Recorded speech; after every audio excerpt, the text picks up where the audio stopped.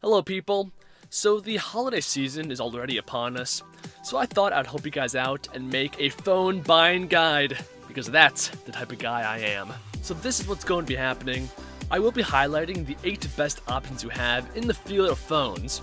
3 of them consist of the best budget choices, because let's face facts, phones can be quite expensive, and the rest of the phones on this list are the best top-of-the-line phones you could buy. I'm obviously not going to be given a full review of each phone, because if I did, the video would be quite long, but I will be giving you guys a list of the pros and cons of each phone, and give you some valuable aspects of each, like the battery life, the camera, display size, and so on. I am also planning on making additional videos with the best tablets, Bluetooth speakers, headphones, and more, so subscribe to the channel for that. But with that said, sit down, get comfortable, and let's do this. Go.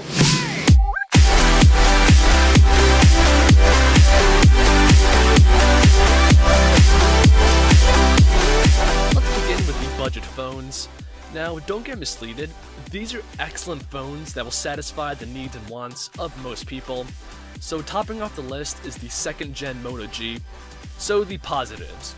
This phone has a 5-inch 720p display that looks absolutely fabulous. It only costs $180, completely off contract. It has a good build quality, it runs a stock build of the Android OS, and that is a big positive because it will receive updates quickly, and because it's a stock build with no modifications, the phone runs very fast and smooth, much like an iOS device.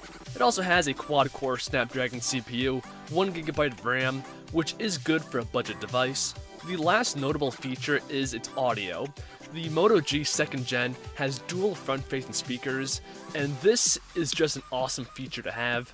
So as an overall package, the Moto G is unbeatable at only $180, but some negatives go as following. The camera on the Moto G is 8 megapixels, and it's so-so. It can definitely get the job done and make some good-looking photos in the right conditions, but in any less than ideal lighting conditions, the image becomes muddy and soft. The battery life on the Moto G is more than enough for most people. It comes in at 2070 milliamps, but this is listed as a negative because it should be more like 2300 milliamps. But like I said, for most casual people, this phone can last them a whole day. The last negative of the Moto G is that it does not have LTE for fast mobile data, but just like the last gen, it should be updated to have an LTE model soon. The next phone costs $350 off contract, and this is the Nexus 5, and the positives go as following. It has a 5-inch 1080p display, a slim build, but one of the biggest positives of the Nexus 5 is its high-end specs. It's packing a quad-core Snapdragon 800 CPU clocked in at 2.3 GHz, 2GB of RAM, along with that fantastic 1080p display that I mentioned. And because this is a Nexus, it gets the latest updates from Google the fastest, so it already is upgradable to Android 5.0, which in itself makes the Nexus 5 feel and act like a whole new phone, and that is something that should not be overlooked when considering this phone. The Nexus 5 has a 2300 mAh battery capacity, which I was going to list as a negative, but with the new 5.0 Lollipop update, the battery life has been noticeably improved because of its new optimizations and new features to save the battery life. The only real negative of the Nexus 5 is its camera quality. So it is equipped with an 8 megapixel lens that actually has optical image stabilization, but for having those specs, it definitely should produce better looking images, especially in low light conditions. Swiftly moving on, the last budget phone to consider is the infamous OnePlus One. Now this phone is kind of odd because it only costs $299, completely off contract, but it has the same specs and capabilities as phones that cost more than twice as much. So for those of you spec heads, it has a quad-core Snapdragon 801 CPU with 3GB of RAM, a 5.5-inch 1080p display, a 13 megapixel camera that can film in 2160p.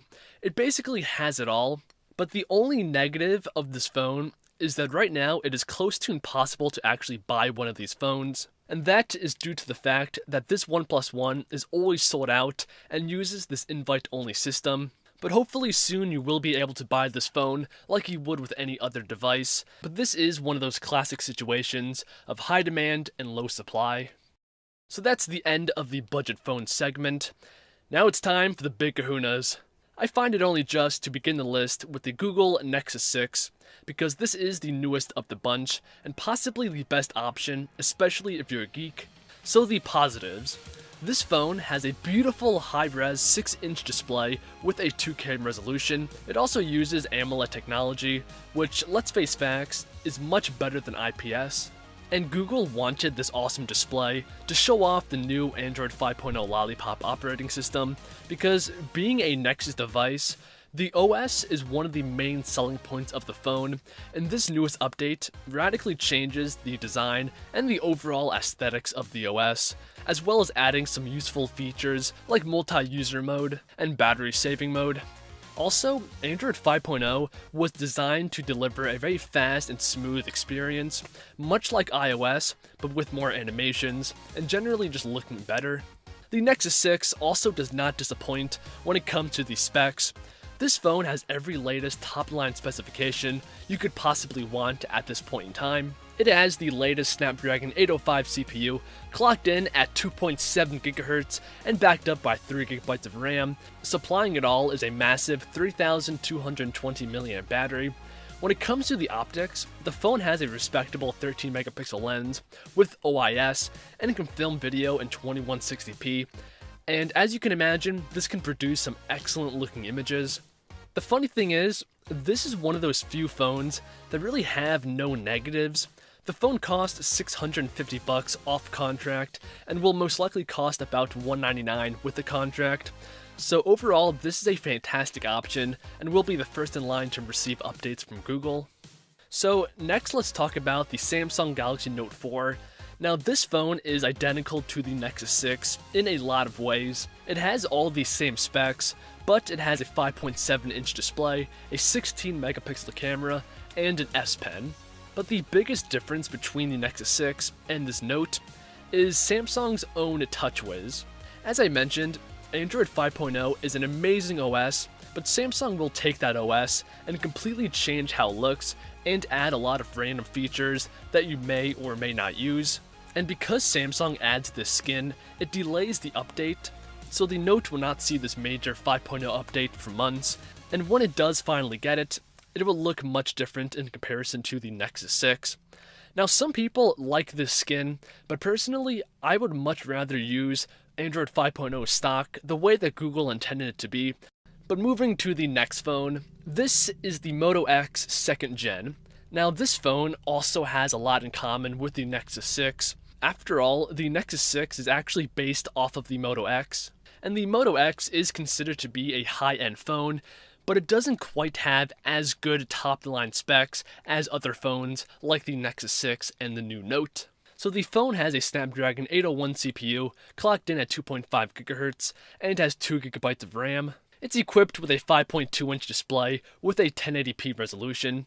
So that means that this Moto X 2nd Gen is one of those few good phones that doesn't have a massive display. And much like the Nexus 6, this phone has an awesome build quality with a metal band going around the outside of the phone and has a single front-facing speaker. But this phone does have two negatives. One is the battery life. So the battery capacity is 2,300 milliamps. Most good phones have a capacity of about 3,000, and this battery has to fuel a Snapdragon 801 CPU and a 1080p display, so don't plan on being able to watch a lot of YouTube videos and Netflix movies without having to juice up in between. The second negative has to be the camera. So immediately I want to say that it's not bad by any means. It's a 13 megapixel lens, but it should produce better looking images, especially in low light. But most of the time, in the right conditions, it can make great looking photos and videos. The Nexus 6 is basically a big Moto X, and it doesn't have any of these negatives, but if you want a smaller display and want to save a little bit of money, then this Moto X 2nd Gen is a great option. You can't make a phone buying guide without mentioning the iPhone.